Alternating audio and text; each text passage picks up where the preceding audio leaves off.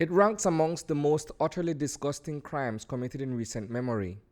And when it was discovered in March 2018 that baby Allyssa Nunez died as a result of being sexually assaulted and struck over the head with a blunt instrument, there was great public outrage.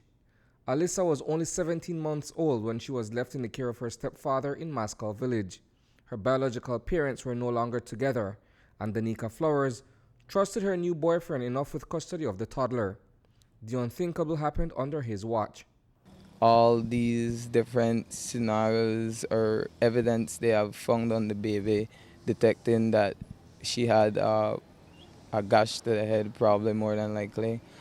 It's still unconfirmed to what happened, to why she had bleeding in the head. Okay.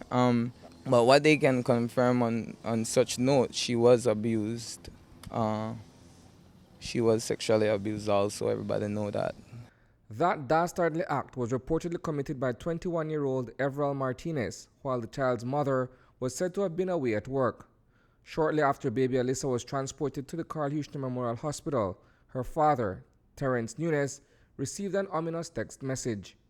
It stated that your baby is at the hospital, you gotta go and check that out. So I went and I called the mother on WhatsApp, and the same young man answered, and I asked questions, and then I came to the hospital, and then I spoke to them and everything. And then as time progresses, we spoke to the doctor came because they were only allowing either the mom or the dad.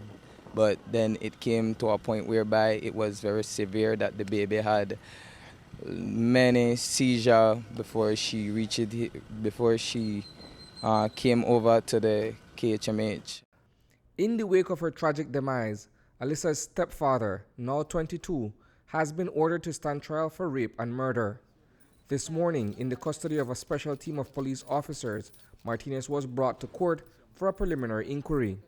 Before Senior Magistrate Aretha Ford, evidence against him was presented and went unchallenged by his attorney. At the end of the PI, it was determined that there was a prima facie case against Martinez, and he will stand trial in the October session of the Supreme Court, where he will be tried on several counts, 1 for murder and 6 sexual assault charges including rape. Director of Public Prosecutions Sherlyn Vidal spoke with the media following Martinez's arraignment last year. We had, of course, intended to object to bail because of the seriousness of the offense, the likely sentence to be imposed, and the publicity that this had garnered, which all go towards suggesting that he may not later on have submitted himself willingly to the jurisdiction of the court. But we were actually informed before court sat by the attorney for the defense that he would not have been making any application for bail because he had understood that the victim had passed away, and he anticipated that a more serious charge would be levied subsequently.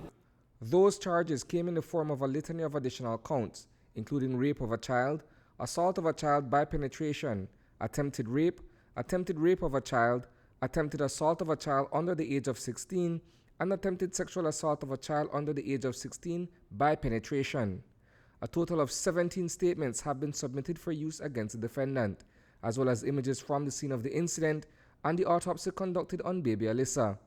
Everal Martinez remains on pretrial detention at the Hattieville prison until October, when the case is set to be heard.